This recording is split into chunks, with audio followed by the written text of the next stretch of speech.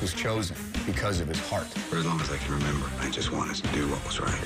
He fights for the underdog, people who are being bullied. He had this charisma that immediately people latched onto. He was an icon. I wish to hell I'd have been Captain America. It's just a guy with a shield. That was something that was really compelling. What's great about the Marvel heroes is that they're interesting without their superpowers. Nobody can touch the energy that's in Kirby pages. That's the look he was going for. The biggest impact comic book hero of all time. He represents the figure that we needed. He was a great character, ultra-patriotic. The comic book version of a founding father. There's an action, there's an energy to it. It was big, it was in your face. That's what you wanted to see. But there's more to the story than that. They say you should never judge a book by its cover, for many times it is not the world's biggest, strongest, and fastest on the outside who have the largest hearts. Such was the case with an undersized kid from Brooklyn named Steve Rogers, who would change the course of comic book history in the Marvel Universe. From his first appearance in 1941 to today's blockbuster films, this is Marvel's Captain America, 75 heroic years.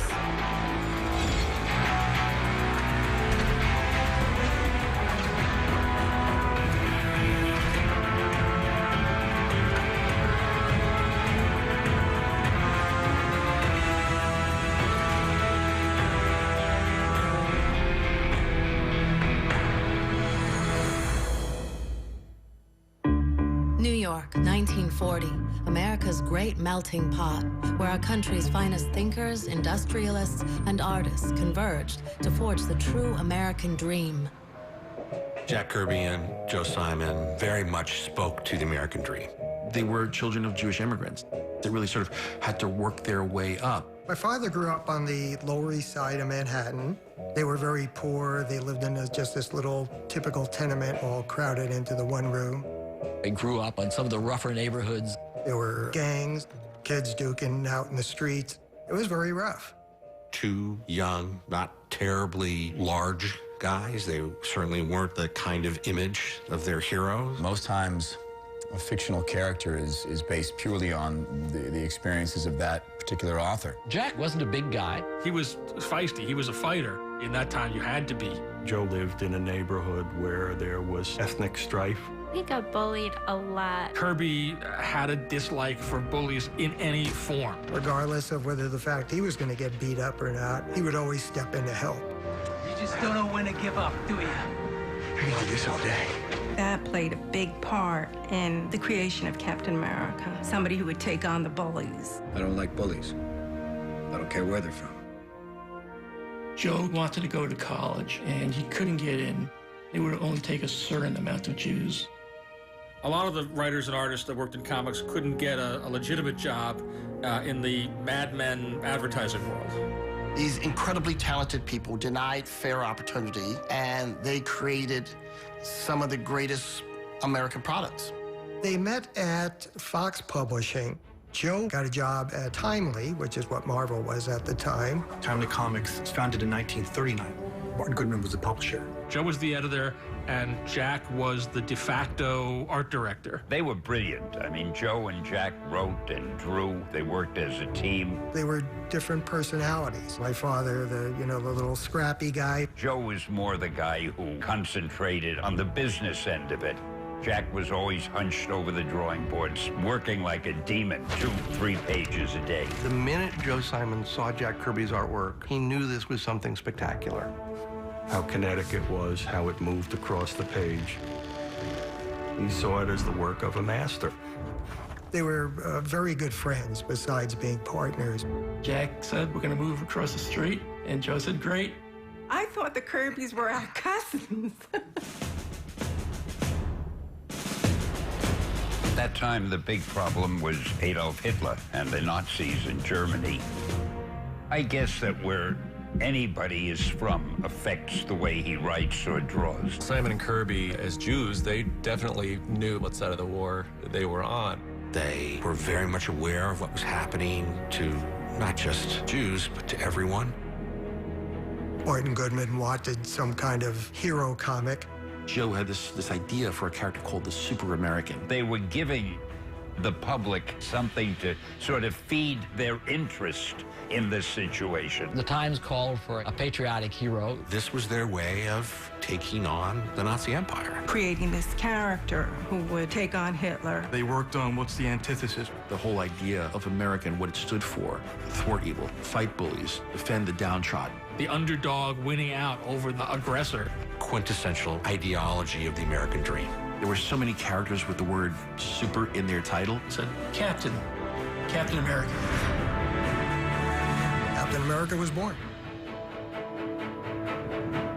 Captain America was born out of kind of the experiences of the world. Everyone was going through a war. Martin Goodman was afraid that somebody would shoot Hitler before the comic came out. They had to turn this thing out quick. Joe and Jack apparently put in a real string of all-nighters. On the cover of Captain America #1, there is a guy who is wearing the American flag. Bursting into some Nazi bunker and smashing Hitler with the right cross. That came out, and it was a huge sensation. That first issue sold 1 million copies. It was so popular. That cover, while incredibly popular, was also very, very controversial. We weren't in World War II at that point. A political statement on the cover of a comic book. You don't really stop and think about how provocative an image that was. This was a guy who was the head of state of an entire nation, and a nation that was going to war with all the people around him. Jack and Joe received a lot of hate mail because there were people that felt that Captain America wasn't standing for their ideals. The American Nazi Party was very strong in New York City. They got a lot of death threats. There were people actually protesting outside the offices of Timely at that time. Sinister-looking characters hanging around. LaGuardia actually placed some protection on the Timely Comics offices. In a country divided, Cap's place in culture was in question, but something was about to happen that would unite the country completely. State which will live in infamy. Ask any comic book writer, and they'll tell you that creating a superhero is no small task. Creating a superhero that would change the world is a nearly impossible one. After the bombing of Pearl Harbor, America entered World War II. Captain America was seen as the great symbol of our willingness to stand up in the face of tyranny. Suddenly you had the perfect enemies. It gave Captain America a whole reason for existence. He was born out of united belief and a united experience. Captain America during the early war years was selling in excess of 1 million copies an issue. It struck a nerve at that particular moment. Joe and Jack worked on Cap for about a year, but then they did sign up. Joe was assigned to the Public Information Office. A lot of the comic book people got to serve in non-combat situations. Slightly safer service than being on the front lines. But Kirby didn't just serve, he served as an actual grunt. He went to whomever the head of his unit was and said, I'm Jack Kirby and I draw Captain America. The guy was like, go out there to no man's land. Every place you see a Nazi tank, draw an X. Obviously, he was not too thrilled with that. Jack was in the wave that came in the day after the first wave at D-Day. He saw combat. He saw things that would haunt him the rest of his life. What he saw in Captain America is what he saw in his fellow troops. Guys just willing to die to help each other. Not anyone could have just become Captain America. It was what was inside of Steve Rogers. The fact that Steve Rogers had this morality, these ethics, this huge heart and empathy was something that just got enhanced even more so by the formula. Steve Rogers grew up in the Depression, orphaned, sickly, but he felt this underlying need to join in this fight. They come up with this serum and they give it to sickly Steve Rogers. Lo and behold, it turned him into Captain America. He was created as the first super soldier. But at the very same moment, the creator of this formula is killed. He's now going to be the only one. Cap comics were immensely popular with soldiers abroad. Comics became a language. It didn't matter whether or not you read well. It was something that you could share with a buddy. Everybody wanted to be that super soldier. I certainly know that there were times when I wished to hell I'd have been Captain America. There's a huge list of characters within Captain America that would separate it from the norm. Joe says it had a drawing of Captain America, and it had a line on it that said, I think you should have a partner.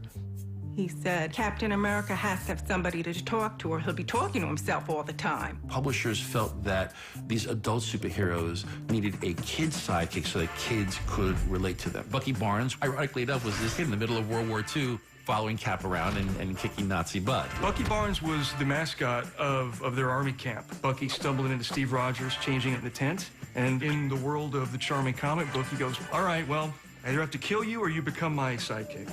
Who Cap very carelessly led into World War II. He like took a 10-year-old into battle. You got super serum and a bulletproof shield, but this kid just come along. I mean, it's like, okay. You can't talk about Captain America without talking about the Red Skull. He is the super soldier experiment gone wrong. Just evil incarnate. Here was Cap, who looked more like the idyllic version of the Aryan race as a blonde-haired, blue-eyed, perfect specimen. And then here was the Red Skull, this red-faced creature who would scare children at night as opposed to inspire them.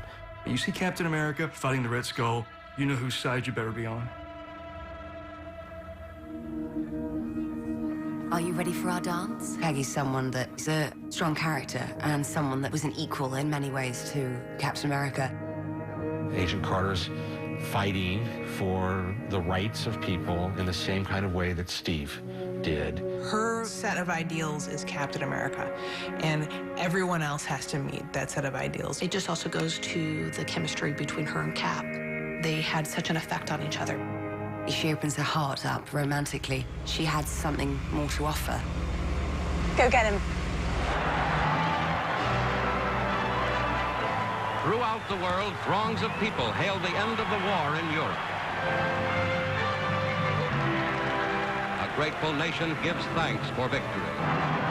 Superheroes had served a real purpose during the war, but when the war was over, all of a sudden they looked like they had nothing to do anymore. We wanted to get back to normalcy. People perhaps had had enough of war. A myriad of genres proliferated. There were a lot of crime comics. There were a lot of romance comics. Aliens come into focus. Sci-fi starts taking over. The enemy was gone. We won. And, you know, Captain America, as you can imagine, took the biggest hit. I mean, he's only there to fight a certain enemy, and they're gone. The creators involved don't quite know what to do with Captain America. Cap at that time was referred to as Captain America Commie Smasher. The Cold War isn't exactly the greatest war in terms of action. Comics were not the preferred way for kids to get entertained. Everybody had a television. People just started to read less. And so all the comic books sort of went away, sales tanked. My publisher, Martin Goodman, told me, let's drop the Captain America books. Captain America and Human Torch and Submariner were canceled in 1949. We had every reason to believe that there would never again be any real superheroes in comics or anywhere else. It wasn't until the 1960s, with the birth of Marvel comic books and the rebirth of the modern superhero, that comics really turned around. Timely's comic book division relaunched in full during 1961 under the name it would be known as from that day forward, Marvel Comics, coined by Goodman himself. Marvel started their own new group of titles, beginning with the Fantastic Four. Once the Fantastic Four became a hit, Martin Goodman obviously wanted to retool everything in the shop over the period of the next couple of years into superheroes. So many of the characters that we know today, whether it's Iron Man or Thor or Captain America, suddenly found themselves in a brand new world. The rebirth of Captain America, the resurrection of Captain America, so to speak, a brilliant idea by Stan Lee, where the Avengers uncover him in a block of ice. I had always liked Captain America, and I felt the war is now way past us. He was a great character. Why don't we bring him back? So we came up with this idea that during the war, he had been in a plane that was shot down, and the plane crashed into an iceberg, and his body was sort of frozen. And years later, people found it and dug him out, and he came back to life. And suddenly, there's this whole different element to the character. He's a man out of time. Amazing tragedy in his life. Not only has he lost these decades of his life and his friends, he lost his best friend. His best friend, Bucky. He still thinks of things the way he did just before and during World War II. And he's the ultimate patriot in our country. He wasn't just a guy fighting the bad guys. There he was, bursting out on that cover. The minute he was back, you knew he was a star. Jack and Stan had an unparalleled, just an unimaginable amount of success. Marvel becomes so popular so quickly that Stan got to a point where he was writing every book. So to sit there and type scripts would have just taken an incredible amount of time. So in the case of Jack was as much a writer as he was an artist. So what Stan was doing, which then eventually became known as the Marvel method, Jack would come into the office and Stan would act out the story and say, this is what happens in this issue, right? Here's point A, B, C, there's your story. Jack would go home and break it down into 20-some-odd pages. And so in essence, he would beat out the story, add little elements here and there. One of those fantastic fight sequences where, you know, he would have 6 panels of Captain America fighting Batroc the Leaper. And it was just like, this is a master class in how to stage an action sequence. Then those pages would come back to Stan. And Stan would look at these pages and then start to have ideas of his own, and then he'd start to write his own dialogue. And sometimes maybe that's what Jack had in mind, and sometimes it might not have been. Jack was doing 4 books a month. You know, most guys who draw books today, if you get 6 books a year out of them, it's a big year. His characters came off the page. Unbridled talent led to this pace of work that just said, I'm just going to draw what I'm thinking of. It led into stuff that no one else was drawing because he's the only guy who saw it. Those stories inspired me so much because the way Stan and Jack would start a story, there was a shot of Captain America spread eagle like this, falling out of a plane. The shot was from above, right? So he's just falling. No time to explain what's going on. Let's go! That is perfect storytelling. Was he wearing a parachute? No. Who cares why he's falling out of a plane? Where's that plane from? Where is he landing? You don't need to know all that. It's happening. Just roll with it. And it is here that the struggle for Vietnam may ultimately be decided. The late 60s were a time of great change for our country, and that meant great change for Captain America. At that particular time, it was the time of the Civil Rights Movement, street protests, and so forth. What's great about Stan Lee's writing, he believed in America. He did not close his eyes to what was wrong in the country, but he made Captain America represent the spirit of the possible. He made me believe in the hope of America. We needed another black character in our books. And I thought Captain America was one guy who was a real loner. And I thought it might be interesting if he had somebody as a partner, a sidekick, or at least a good friend. Stan had always hated sidekicks. He just didn't like them. That's why he was happy to see Bucky go. I came up with the idea of the Falcon, somebody who had the ability to fly. You know, if you think about it, Captain America is really the only Marvel superhero who doesn't have a superpower. He can't fly, he's not bulletproof, he's not invisible. He's just a guy who is better than anyone else at what he does. So I thought it would be interesting to give him a partner who had a superpower, who could fly. And I'd make him a black man and call him the Falcon. The first time I read a Captain America comic was when I raided my brother's comic stash. He had an old Captain America and Falcon comic. I just remember being struck by that image and saying, holy cow, this is amazing. Seeing black faces in a book was pretty rare. Falcon became this amazing character who connected Cap to the real world in the 60s and 70s. Here is the modern voice of what youth culture at that time was really going through. In Harlem, the funeral of a teenager who had been shot by a policeman set off demonstrations against alleged police brutality. The fact is, the Mad Bomb story is an incredible story that a bunch of rich elites want to overthrow the Constitution, and they want to achieve that by driving Americans mad so they kill each other. We're living that now. That is America today. We're living in the Mad Bomb. It is one of the most prescient comic book stories ever written. I mean, that's the spirit of Marvel, right? You do something shocking and provocative that people really care about. And then there's Watergate. Then there was this gigantic scandal with President Nixon. With Watergate and Vietnam and everything else happening, there was this seed of disillusionment with Steve Rogers and his persona of Captain America. Watergate just took over America. The whole idea that the president might have done something illegal was a mind-blowing concept in the 70s. Captain America has got to respond to it. I'm the only guy in the world writing Captain America. And if I don't do this, then it doesn't happen, and it just makes sense to me that it should. This group, the Secret Empire, had infiltrated the very highest levels of American government. He uncovers the whole conspiracy, and the fact that it reaches so high completely disillusions him that he actually gives up being Captain America. And so Steve Rogers comes back in this new costumed identity as Nomad, the man without a country. But the problem was the name of the book was Captain America, and Nomad wasn't going to sell that book. And he becomes Captain America once again.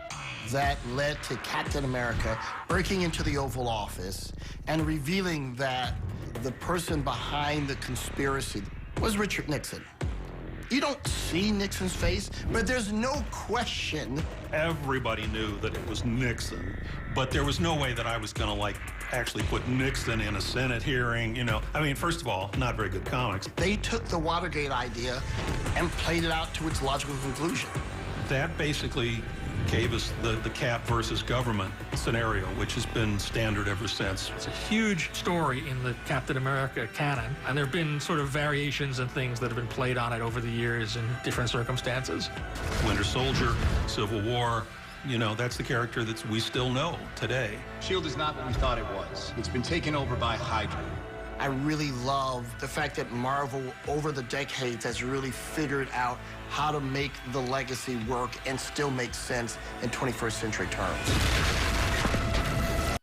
When we were doing comics in the 70s and the 80s and the 90s, nobody ever really thought there was a world beyond comics. It was a different time. It was very, very tough to produce what we do in the comics properly on screen. Well, I think it's important to note that I'm probably older than dirt. I remember seeing the movie Serial. Captain America was the very, very first Marvel character to ever make it onto the big screen. Martin Goodman, Marvel's publisher, gave the rights to Republic Pictures for free. He did not charge a penny for them based on the publicity that the magazines would sell better. But they changed literally everything about him. Not Steve Rogers. He didn't have a shield, he carried a gun. Wait, I'll talk. It thrilled me. He was larger than life, which all great superheroes need to be. I really did not become a Marvel fan until I saw the first Marvel TV show, which was the Marvel Superheroes animated series that came out in 1966. They were done with very, very, very limited animation. It's like a picture of the character and just his mouth moving. I suggest we return to shore. But they were adapted directly from Stan's stories in the comics. Bucky! And the artwork was adapted directly from the art in the comics. I've got him. Look out, Bucky! Captain America movies were bad. There were two of them, actually. They were just terrible. Captain America's motorcycle might be something that we want to talk about. It seemed awesome. Awesome in a way that things were awesome back in 1978. I look back at that old Captain America with a ton of fondness because even though it's incredibly imperfect, as a kid, all you want to see is your characters come to life. It almost feels like he was just always there. I know I had some friends who read comic books. I wasn't really too into the comic book, but I think the first exposure might have been in the form of a video game. You know, I didn't see the 1990 version of Captain America. I'm good. That looks like you're not getting those hours back. I loved it. As a kid, you don't care. You're just happy to see someone in costume dancing about. You just think, this is a Captain America movie. This is incredible. All I could remember was smiling the entire time. Mr. President, thanks. Captain America title and the character himself, like any popular iconic character, has gone through his ups and downs, you know, sales peaks and sales valleys. But I think the nice thing about a universe of characters like Marvel is that you have different characters for different eras. And there's just periods where you just have to accept it's like music or fashion or anything. There's just periods where the character isn't going to be popular. In a world where the Punisher and characters like that are the ones that are getting all the attention, that's a world where Captain America has a little difficulty fitting in. Wolverine, yeah, the spikes would come out and he wasn't afraid to use them. I think people want cool. It just becomes harder and harder to be that kind of hero. He's a funny one because in some ways he can be just incredibly earnest and uptight. As a result, I think Captain America faded back a bit. I don't think Cap ever faded back entirely because there were too many comic book writers and artists who adored the character. Well, the guys at Marvel knew I was a big Cap fan. It became sort of a dream book that I wanted to do at some point. This is around 2000. And Marvel came and approached me about doing a reboot of Captain America. We started talking about what we could do with it, something that was different. I wasn't a fan of the costume villain of the week idea. I wanted to deal with more of real-world scenarios. So I agreed to do it, and going through ideas, we spent several months, and we were getting close to putting some kind of script together and getting work done on it.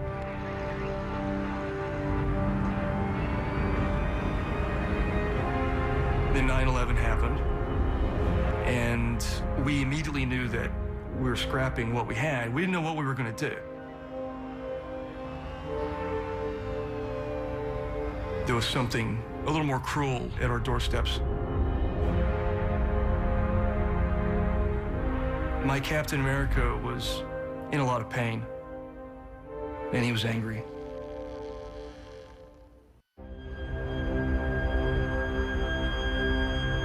"9/11 affected everybody tremendously.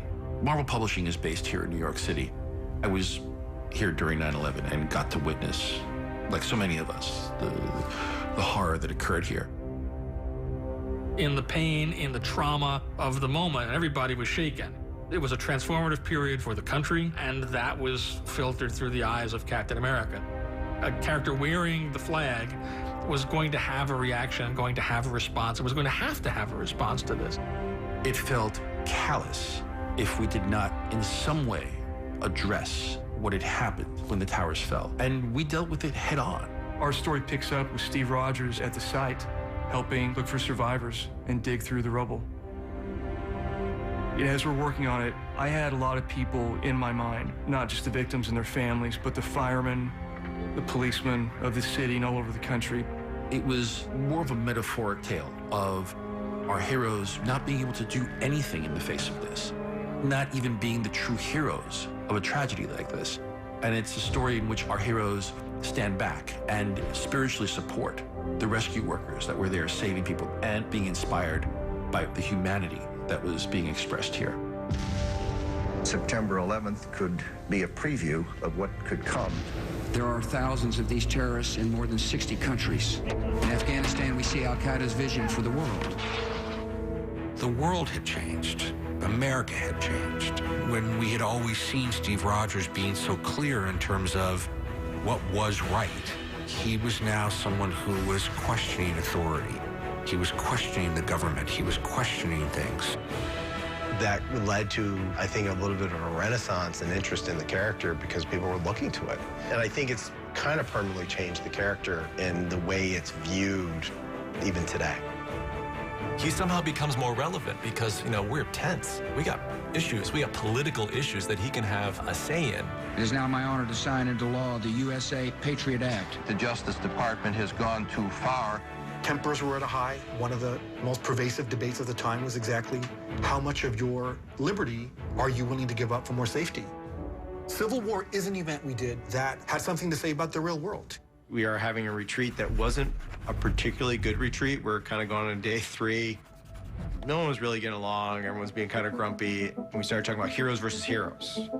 It begins with a tragedy where someone's trying to stop a villainous action. A huge explosion occurs and civilians are killed. And so began the Superhero Registration Act. Tony Stark took a very strong position, which was that heroes should register themselves. Cap went back to the things that he had remembered from the 1940s. Captain America represents the ultimate in liberty.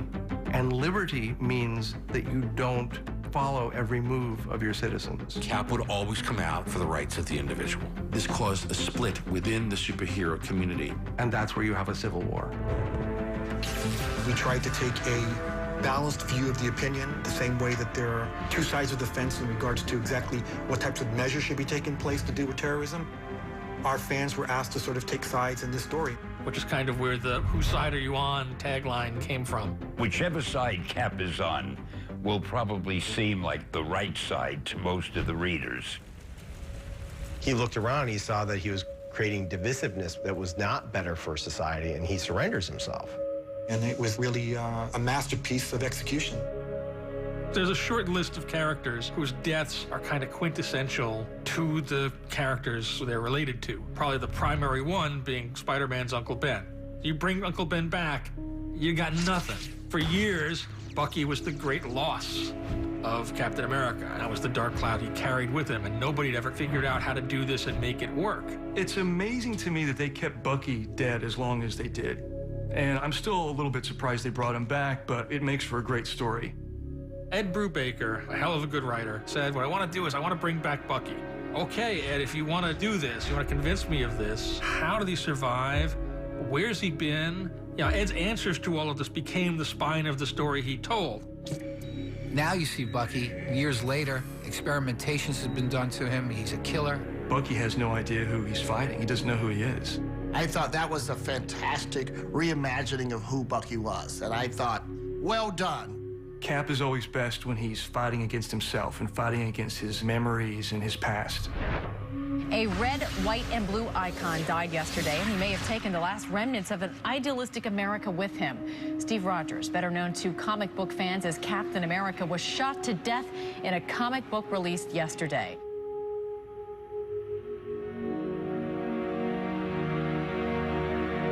It was shocking when it happened, and it was very successful, largely because, they did just such an excellent job positioning Captain America, the series and the character, in the manner of a modern-day political thriller. Right at the point that you were able to kind of get Bucky sort of back to himself is exactly the point at which Captain America gets killed.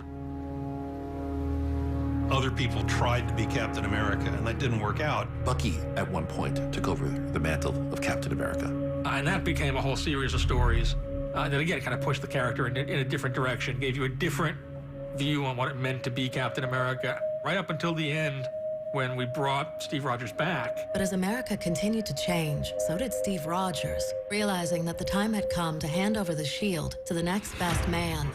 Falcon seemed like a natural character to take over, and he comes with his own belief system, his own ethics, and I think it just adds a whole other dimension to the mythos of Captain America. It's always been a part of the fabric. Just as America evolves and what it means to be an American evolves, there should be absolutely an African-American Captain America. For me as a kid, if I had seen that, I would have lost my mind. It's not just for me, it's paying it forward to the next generation to say, you can be Captain America. I think it's incredibly important, and I think it's totally necessary. And at the same time, is it something that should be made a big deal? It feels like it should just be normal.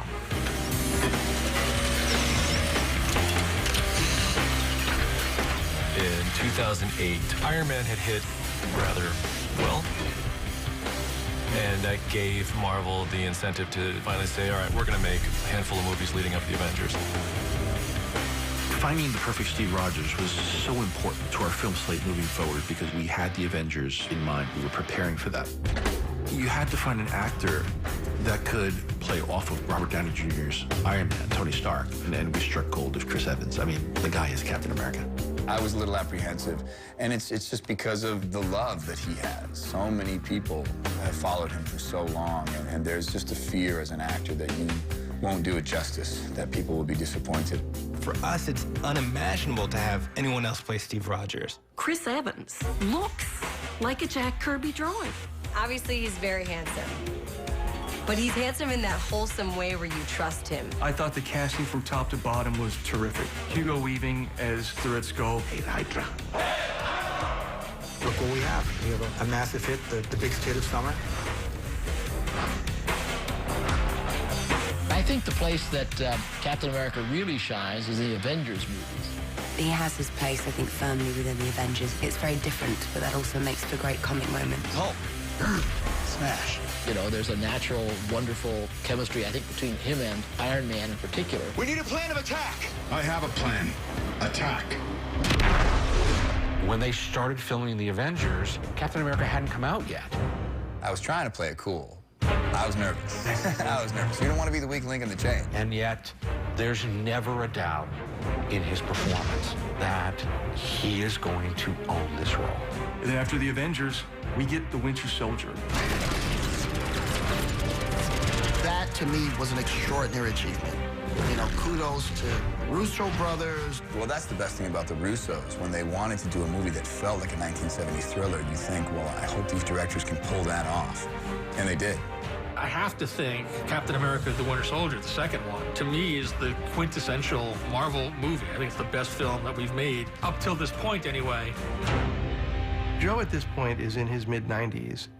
We decided to throw a party at his apartment and watch a DVD that had been sent to us by the first Avengers film team. He just all of a sudden started shaking his head and he goes, man, I wish Kirby was here to see this. He was so proud.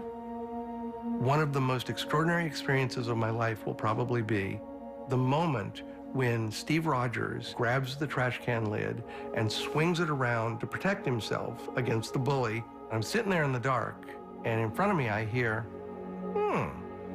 that was good. He loved it. He loved the fact that they took the origin almost exactly from what he and Jack had done. And there's no experience that can equal that. I hope that Jack would have been pleased with the portrayal of his character. Well, honestly, I think he would have loved the movies. It's really a shame he didn't get to see them. So, I'm sorry.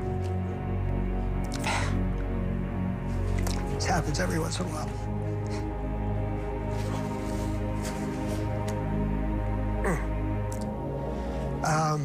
Yeah, he would have loved seeing, he really would have loved seeing the movies. I'm very excited to see how they adapt into the present and into the future. Cap stands for something so clearly, people can't help but root for the guy. Let us show you what this character can really be. You've operated with unlimited power and no supervision. That's something the world can no longer tolerate. Do we have the right to register people and follow their every move? That's one of those things that actually would really split them right down the middle. It's interesting when you put Captain America in a situation that he doesn't have an answer for. And with Civil War, they do a really good job of making it hard to figure out which side of the fence you're going to fall on.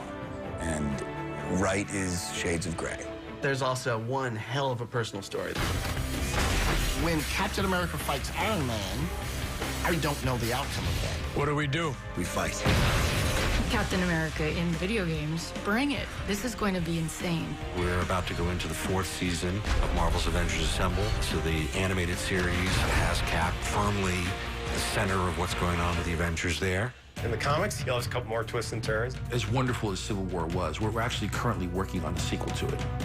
Hopefully, we'll be able to tap into the same sort of spirit we were able to access in the original Civil War without just doing the same story over again. Coming this summer, Marvel puts its original Avenger back in comics as Steve Rogers returns as Captain America. In the television series, we have Agent Carter. If you hadn't cast Haley Atwell, you wouldn't have a TV show. There's more going on in her personal life, and you'll see a lot more humor with her and Mr. Jarvis. Once people get a load of what Agent Carter is all about, I think there's going to be an awful lot of people that are reinventing themselves to be more like Agent Carter. In the 2nd season, we're talking about the Cold War and the communist scare that is happening, and she punches and kicks a lot of people.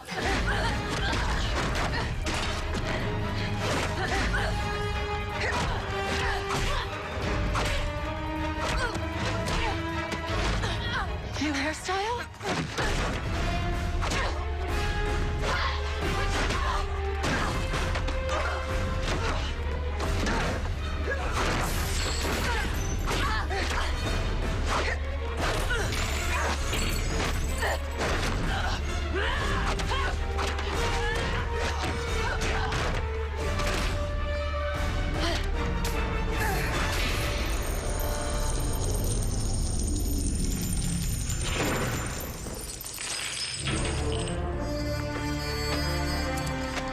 Love the hat.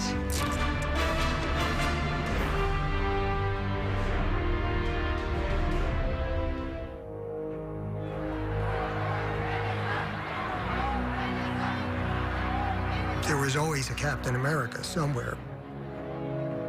Maybe he wasn't wearing kind of leathered spandex, but there was always a Captain America. suiting up to try and give yourself for something bigger than you because you believe in something. You believe in something good and right and just. It's powerful. Captain America can go on as long as there is heroic entertainment. It's about what he represents as a symbol of an idea. And that's who he'll be 75 years from now. He's open, he's honest. So the more unanswerable questions you present to him, the more dynamic the character becomes. The Marvel Universe is best when it takes big swings and moves the ball down the field. You're telling stories, visual stories with writing and art, and you've got to have both. You've got to have people on both sides of that equation doing their best work if you want the best final product. The interest in that kind of storytelling, those kinds of characters, is not going to go away. These characters have to be relatable. They have to have a heart to them. That means that the stories have so much more weight. Cap is so morally sound that when you throw a conflict his way, how he reacts is so telling and colorful because he's such a consistent character. But Cap is rock solid. He's always pointing north. He represents what America should be. The spirit of the possible, of the American dream. What better hero to live vicariously through than Captain America? And I think as long as we can keep him as that kind of a beacon, he's going to be a character that people always want to watch. People can relate to it and at the same time can dream about what they could become. If you believe in something and you go about it in a way that will help others, then you truly are a hero.